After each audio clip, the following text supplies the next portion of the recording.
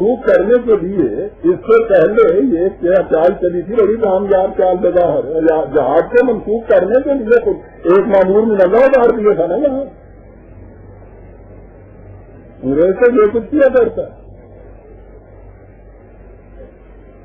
کیا چاہتا تھا کہ جس سے ماضی تو کانگریس کے ساتھ وابستہ ہو، لیکن اس وقت وہ نیشنل علماء کے ساتھ میں شامل نہ ہو اور اقبال کے نظریات کے معید کی حیثیت سے اپنے آپ کو متعارف کرا دے۔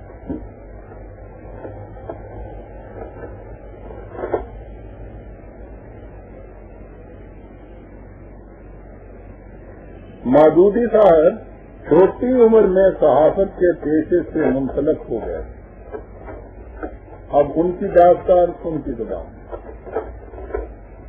چنانچہ خود ان کی اپنی روایت کے مطابق وہ لکھتے ہیں کہ 1919 میں جب خلافت اور ستیہ گرہ کی تاریخ کا آغاز ہوا، وہ اکٹھی ایک کلادی تاریخ تھی، گاندھی نے چلائی ہوئی تھی، خلافت کی تاریخ الگ مسلمانوں کی تھی، وہ تو بہت بڑا شاطر تھا، اور ادھر ہمارے ہاں وہ جھکڑ کی طرح جذباتیت میں الجھے ہوئے ہمارے لیڈر تھے، اور اس نے کہا کہ نہیں صاحب یہ دو الگ الگ نہیں، ہندوستان ایک، قوم جہاں کی ایک، یہ ہمارا مطالبہ ہے، خلافت کا الگ مطالبہ چھوڑو، یہاں آؤ۔ اور اس کے بعد انہوں نے کہا تھا کہ صاحب میں تو مولانا شوکت علی کے جیب کے اندر ہوتا ہے، جی آئیے، میں اس کا شاہد نہیں گزاروں گا، میں خود اس تاریخ میں شامل تھا، اس زمانے میری بھی زندگی کی ابتدا وہاں سے ہو رہی ہے، کانگریس اور خلافت کی تاریخ کو یکجا کیا گیا، پہلی چال تھی ہندو کی طرف سے یہ کہ دو الگ الگ ان کے وجود اور تشخص کا تصور ان سے ختم کر دیا جائے، موومنٹ کو الگ اپنے ہاتھ میں لا لیا۔ یہ لکھتے ہیں کہ 1919 میں جب خلافت اور ستیہ گرہ کی تاریخ کا آغاز ہوا تو انہوں نے اس میں بھی حصہ لیا، مودودی صاحب۔ اسی زمانے میں سنیے، اسی زمانے میں مودودی صاحب نے گاندھی جی کی سیرت پر بھی ایک کتاب لکھی تھی، اور انہوں نے کہا ہے کہ وہ ابھی زیر طبع تھی کہ ان کے ایک عزیز نے پولیس سپرنٹینڈنٹ سے اس کی شکایت کی اور اسے ضبط کرا دیا۔ عزیزان من، جو کچھ میں کہہ رہا ہوں میں نے اس پمفلٹ میں جو شام کے خطاب کے بعد آپ کو چھپا ہوا مل جائے گا، ایک ایک حوالے کی ریفرنس میں دیا، حوالہ دیا ہے، کتاب کا نام دیا ہے، عیسائیت کا سن دیا ہے، ایڈیشن کا نمبر دیا ہے، اس کے صفحے دیے ہیں، اور یہ چیلنج ہے میرا کہ آپ اس کو دیکھ لیجئے گا، سارے حوالے آپ کو درست ملیں گے۔ کوئی چیلنج کرے تو میں ان سے کہوں گا کہ وہ کتابیں میرے پاس محفوظ ہیں، اگر کہ آپ کو باہر اب نہیں ملیں گی، ان کی یہ بھی ایک چیز ہے۔ بہرحال میں یہ کر رہا ہوں کہ ایک لفظ بھی ایسا نہیں ملے گا جس کے ساتھ مستند حوالہ نہ ہو، یہ بھی ان کی روایت ہے۔ اس کے بعد مودودی صاحب جبل پور سی پی کے ایک نیشنلسٹ اخبار پال کے ایڈیٹر ہو گئے۔ اس زمانے کا ذکر کرتے ہوئے وہ لکھتے ہیں، خود کچھ مدت تک یہ اخبار ہفتہ وار نکلتا رہا، پھر روزانہ ہو گیا اور میں تنہا اس کو چلاتا رہا۔ اس کے ساتھ ہی میں نے وہاں عملاً سیاسی کام بھی کیا۔ جبل پور میں خلافت کی تاریخ کا آغاز اور وہاں کے مسلمانوں کو کانگریس کے ساتھ شریک کرنے والوں میں ایک میں بھی تھا۔ ابھی تو ابتدا ہو رہی ہے جی، مانا آپ کیوں ویڈیو پاڑ کے دیکھ رہے ہیں۔ اس کے بعد کیا ہوا، اس کے متعلق بمبئی کے مشہور کانگریسی اور احراری لیڈر علی بہادر خان کے اخبار حلال نو کے اس اقتباس کو دیکھیے۔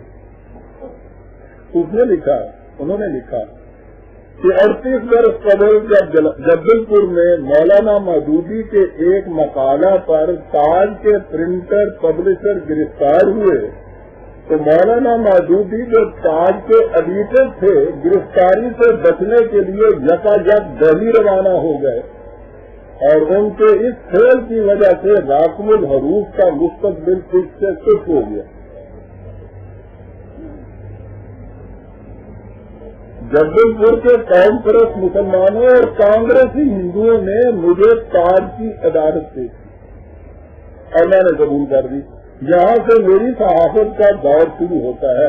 نہ مولانا ابوالعلا مودودی اس اخبار کو لاوارث چھوڑ کر یکایک جبل پور سے روانہ ہوتے، نہ میں اس سلسلے میں قدم رکھتا. ان کے جیل سے بچنے کے جذبے نے میری زندگی کو بدل دیا. زیادہ یوں ہو رہا ہے.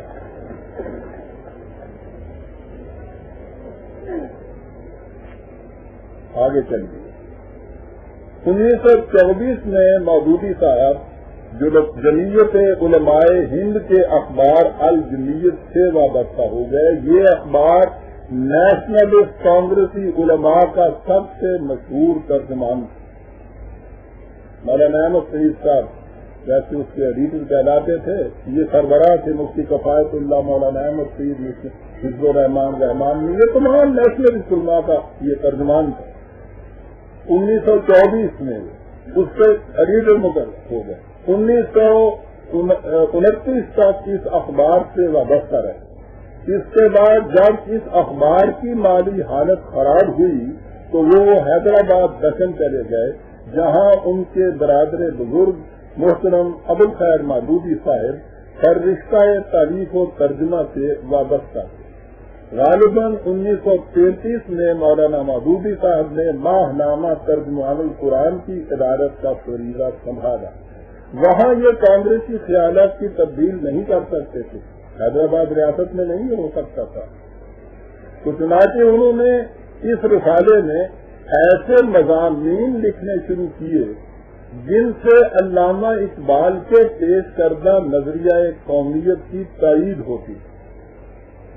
اس زمانے میں ابھی طلوع اسلام کا اجراء عمل میں نہیں آیا تھا، اس لیے اگر کسی گوشے سے بھی اسلامی نظریہ قومیت کی تائید ہوتی تھی تو تحریک پاکستان کے حلقوں میں وہ آواز بڑی مقبول ہو جاتی تھی.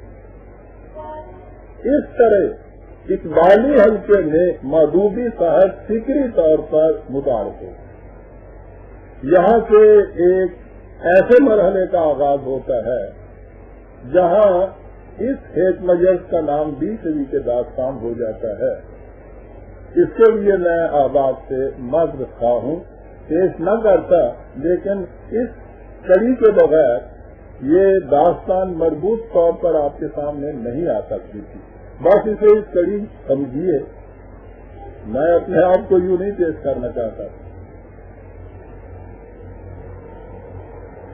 جی وہ مرحلہ کیا؟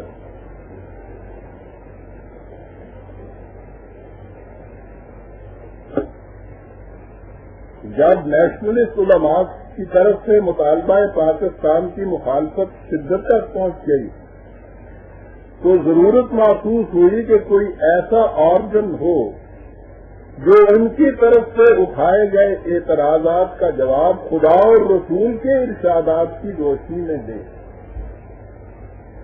اس کے لیے قرۂ فال اس دیوانے کے نام پر پڑا. قائد اعظم کے ارشاد کی تعمیر میں ماہنامہ طلوع اسلام کی اجراء کی تجویز زیر غور آئی. بات تو ذرا لمبی تھی. مجھے خوب تعجب تھا کہ قائد اعظم کو میرے متعلق یہ کیسے معلوم ہو گیا. ہاں، مرحوم دوست کی یاد، جس کی یاد آج بھی میرے آنکھوں میں لے آتی ہے. میں اس کے لیے ادھر ادھر سے تلاش کر میاں بشیر احمد مرحوم اللہ کس قدر مخلص انسان تھا، کیسا محبت والا دل رکھنے والا دوست تھا. وہ ایک وقت تک مجھے نہیں پیارے تھی ضرورت چکر دیتے رہ گیا. کہتے تھے ہم ذرا مزہ دیکھتے تھے آپ کا، میں کبھی کسی طرح توجہ دوں چیز کا. ایک دن پھر جب انہوں نے دیکھا بہت نام آ گیا، اس نے کہا کہ وعدہ درمیان کی کڑی تو میں تھا. علامہ اقبال نے یہ اشارہ فرمایا تھا